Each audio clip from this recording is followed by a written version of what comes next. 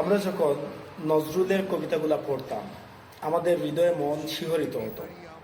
আমরা অন্যায় দেখলে প্রতিবাদী হয়ে উঠতাম এবং নিজেদের মনের মধ্যে একটা অবয়ব তৈরি হতো যে বিপ্লবীরা কেমন হয়। ফরচুনেটলি আমরা খুবই সৌভাগ্যবান যে আল্লাহ রাব্বুল আলামিন আমাদের দেশে এই শতাব্দীর শ্রেষ্ঠ বিপ্লবী ব্যক্তিকে পাঠিয়েছিলেন। তিনি হচ্ছেন আমাদের শরীফ ওসমান হাদী।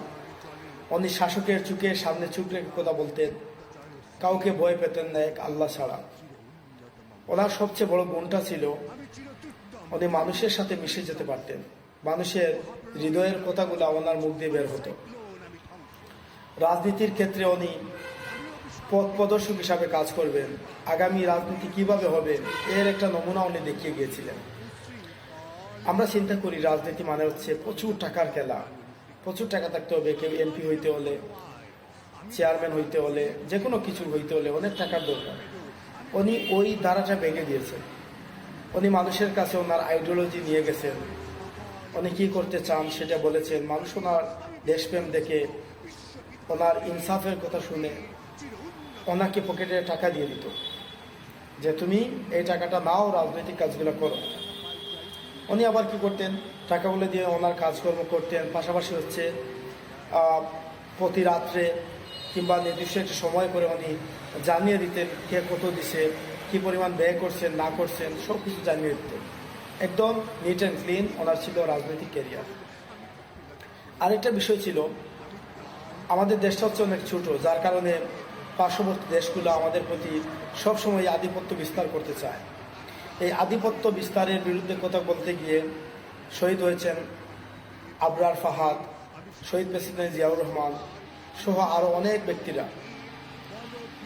সেই জায়গাতে অনেকেই ভয় পায় যে আগ্রাসনের বিরুদ্ধে কথা বললে তার জীবনটা হয়তো চলে যেতে পারে।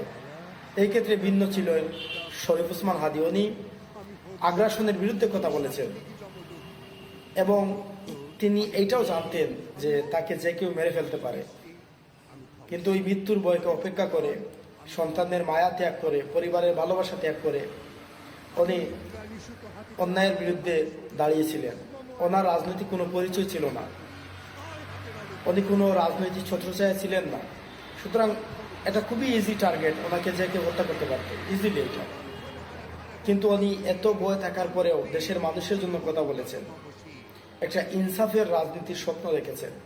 হাজারো মানুষকে উনি স্বপ্ন দেখিয়েছেন যে একটা দেশকে ইনসাফপূর্ণ দেশ করতে হলে কিভাবে লড়তে হবে ভয়ের ঊর্ধ্বে গিয়ে।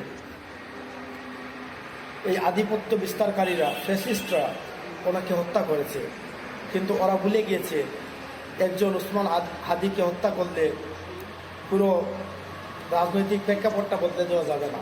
হাজার ওসমান হাদী